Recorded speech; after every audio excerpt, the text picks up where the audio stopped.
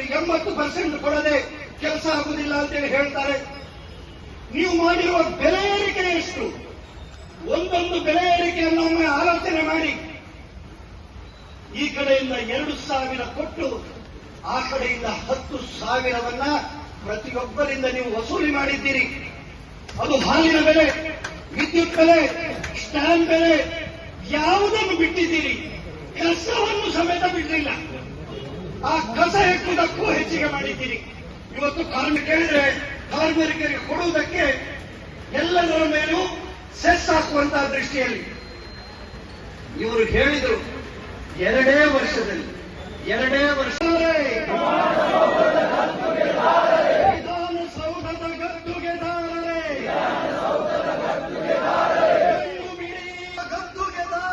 ವಿಧಾನಸೌಧದ ಗದ್ದುಗೆದಾರರೇ, ಕಣ್ಣು ಬಿಡಿ, ಕಿವಿಯ ಕೊಡಿ. ಾಗಿರ್ತಕ್ಕಂಥ ಲೋಕೇಶ್ ಹೆಗಡೆ ಅವರು ಸಭೆಯನ್ನು ಉದ್ದೇಶಿಸಿ ಮಾತನಾಡಬೇಕು ಅಂತ ಹೇಳಿ ಕೇಳಿಕೊಳ್ತಾ ಇದ್ದಾರೆ.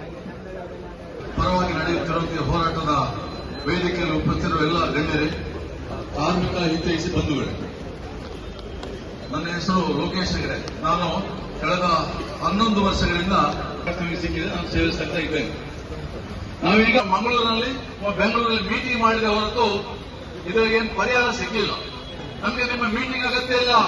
15 ವರ್ಷದ ಸಮಯದಲ್ಲಿ ಬಿಜೆಪಿಯ ಪಕ್ಷ ವತಿಯಿಂದ ನಮಗೆ ಕಾರ್ಮಿಕರಿಗೆ ಪೂರ್ಣ ಸಹಕಾರ ಪ್ರತಿಭಟನೆ ಮಾಡಿದ ನಾನು ಅವರಿಗೆ ಋಣಿಯಾಗಿದ್ದೇನೆ. ಬಂಧುಗಳೇ, ಸಡನ್ ಇತ್ತೀಚೆಗೆ ಒಂದು 2 ತಿಂಗಳ ಮಾತ್ರ ಕರ್ತವ್ಯ ಆ ನೆಲೆಕ್ಕೆ ಈ ಭಾರತೀಯ ಜನತಾ ಪಾರ್ಟಿ ಜನಪರ ಹೋರಾಟದ ಮುಖಾಂತರ, ಕಾಂಗ್ರೆಸ್ ದೌರ್ಜನ್ಯದ ಮುಖಾಂತರ ಇಡೀ ಕರ್ನಾಟಕದ ಸರ್ಕಾರವನ್ನು ಕೊಂಡೋಗಿದ್ದಾರೆ.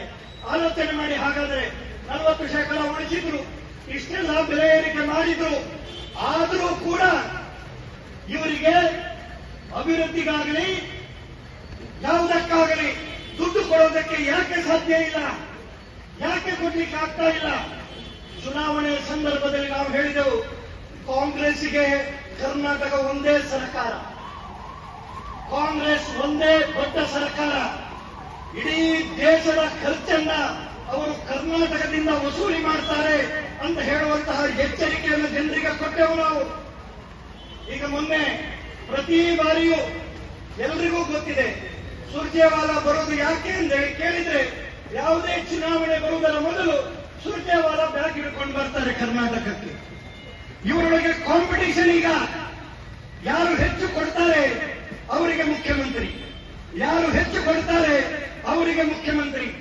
ಅವರದೇ ಶಾಸಕರುಗಳು ಹೇಳ್ತಾರೆ, ನೀವು ಇದನ್ನ ಸ್ಪಷ್ಟವಾಗಿ ಗಮನಿಸಿ.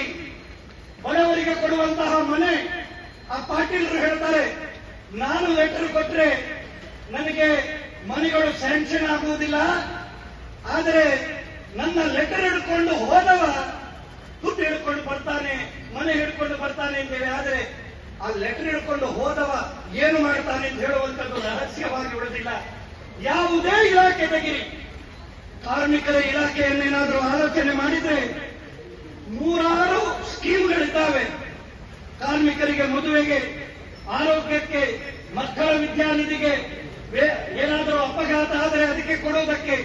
ಆದರೆ ಇವತ್ತು ಎಲ್ಲವನ್ನೂ ಕಡಿಮೆ ಮಾಡ್ತಾ ಇದ್ದಾರೆ. ಯಾರೆಲ್ಲ ಕಾರ್ಡ್ ಹೋಲ್ಡರ್ಗಳಿದ್ದಾರೆ ಅವರ ಕಾರ್ಡ್ ಅನ್ನು ತೆಗಿತಾ ಇದ್ದಾರೆ. ಕೇಳಿದ್ರೆ ಇಲ್ಲ, ಅದೆಲ್ಲ ಬೋಗಸ್ ಬೋಗಸ್ ಅಂತ ಹೇಳ್ತಾರೆ. ಬೋಗಸ್ ಬೋಗಸ್ ಅಂತ ಹೇಳುವವರು ರವಿಕುಮಾರ್ ಅವರು ವಿಧಾನ ಪರಿಷತ್ತಿನಲ್ಲಿಯೇ ಇವರು ಕೊಡುವಂತಹ ಕಿಟ್ ಅನ್ನು ತಂದು ತೋರಿಸಿದರು. ಹೊರಗೆ ಮಾರ್ಕೆಟ್ ಅಲ್ಲಿ 300 ರೂಪಾಯಿಗೆ ಸಿಗುವ ಕಿಟ್ಟು ಈ ಸರ್ಕಾರ, ಈ ಕಾರ್ಮಿಕ ಮಂತ್ರಿ 3,000 ರೂಪಾಯಿಗೆ ಬಿಲ್ ಮಾಡಿ ದುಡ್ಡು ತಗೊಂಡಿದ್ದಾರೆ. 3,000 ರೂಪಾಯಿಗೆ 2,700 ಒಂದು ಕಿಟ್ಟಲ್ಲಿ. ಆ ಲೆಕ್ಕಾಚಾರದಲ್ಲಿ ಪ್ರತಿಯೊಂದು ಖಾತೆಯನ್ನ ಅಥವಾ ಇಲಾಖೆಯನ್ನ ತೆಗೆದರೆ ಭ್ರಷ್ಟಾಚಾರದಿಂದ ಮುಳುಗಿ ಹೋಗಿದೆ. ಇದ್ದಿದ್ರೆ ನಾನು ನೋಡಿಕೊಳ್ತಿದ್ದೇನೆ ನಮ್ಮ ಮಸಲ್ ಪವರ್ ಏನು. ಯಾರು ಸವಾಲು ಮಾಡೋದಿಲ್ಲ, ಯಾರು ಒಂದಿನಂತೆ ಮೆರವಣಿಗೆ ಮಾಡ್ತಾರೆ. ಇನ್ನು ಮಸಲ್ ಪವರ್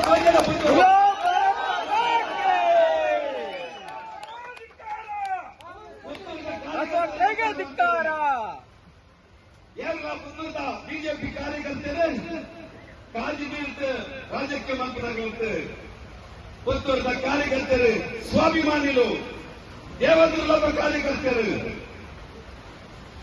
ಎಂಕಲಿಗೆ ಎಚ್ಚರಿಕೆ ಕೊಟ್ಟರು. ಈ ಒಂದು ಬೆದರಿಕೆಯ ಮುಖಾಂತರ, ಆಮಿಷದ ಮುಖಾಂತರ ಬಿಜೆಪಿಯ ಕಾರ್ಯಕರ್ತರು ಬೊಗ್ಗಾವರ ಇದರ ಪಾರ್ಟಿಗೆ ಹೋಗ್ಬಾರ ಸಾಧ್ಯ ಇದ್ದೀವಿ ಬಂದರು ದಯಾನಂದರು. ನಮ್ಮ ಒಂದು ಮಾಜಿ ತಾಲೂಕ್ ಪಂಚಾಯತ್ ಮೆಂಬರ್ ರೇಖಾ ನಾಗರಾಜ್ ಮಾತನಾಡಿ ಒಂದು ಬದ್ಧದೀಪನ ಬಂದು ಆಗ ನಮ್ಮ ಮಗಳಿಗೆ ಒಂದು ಉದ್ಯೋಗ ಮಾಡೋದು ಬಂದ್ರೆ ಮಗಳಿಗೆ ಉದ್ಯೋಗ ಸಹಜ. ಸಂಜೆ ಮಟ್ಟದ ದೀಪದಾಗ ಕಾಂಗ್ರೆಸ್ ಭಾರಿ ಜನ ಎನ್ನಾಡಿಗಳು ಬರ್ತಾರೆ. ಯಾರ ಇನ್ನು ಪೇಪರ್ ಅಂತ ಬರ್ತಿದ್ವಿ, ವಿಡಿಯೋ ಹೆಂಗ್ ಮಾಡ್ತಿದ್ವಿ, ಸಾಲು ಮಾಡ್ತಿದ್ವಿ, ಫ್ಲಾಗ್ ಬರ್ತಿದ್ವಿ. ಯಾಕೊಂಡ ಒಂದು ಜನಪ್ರತಿನಿಧಿ ಕರ್ತವ್ಯ ಎಂಗಳಿಗೆ ಒಂದು ರಾಜಧರ್ಮ ಅನ್ನೋದು. ಆ ರಾಜಧರ್ಮವನ್ನು ಪಾಲನೆ ಮಾಡ್ತಿದ್ದಂಗಲ್ಲ. ಇದೇ ಕಾಂಗ್ರೆಸ್ ಶಾಸಕ ನಡೆಕೊಂಡ ಕಾಂಗ್ರೆಸ್ ಸಾಲಬಾರದು ಫ್ಲಾಗ್ ಕೊರತು ಈ ಕಾಂಗ್ರೆಸ್ಗೆ ಸೇರ್ಪಡತ್ತ ಅನ್ನೋದು ಒಂದು ಕೊಂದಿಯವರಿಗೆ ಇದೇ ಆ ಒಂದು ಅವಮಾನ ಪಡಿಸಿದ ಕೆಲಸ ಪುತ್ತೂರ ಒಂದು ಬಂದಿದೆ. ತಾಯಿಗೆ ಉಲ್ಲೇಖವನ್ನು ತಗೊಂಡ ಮಾನ್ಯ ನಮ್ಮ ಕಾರ್ಯಕರ್ತರಿಗೆ ಗೊತ್ತಿದ್ದಿ ಈ ಶಾಸಕರನ್ನ ಗೋಮುಖ ಮಾತ್ರ ತೂತಾರೆ, ವ್ಯಾಕ್ರಮಕ ತೂತಿದ್ದಾರೆ, ಕ್ರಿಸ್ತು ಮಾತ್ರ ತೀಟು ನೆಟ್ಟು ಮಾತ್ರ ತೂತನ ಅಲ್ಲ. ಇದೇ ಸಾರ್ವಜನಿಕರ ಎದುರಲ್ಲ ಇದೇ ಒಂದು ದರ್ಪ ನಡ್ಕೊಂಡು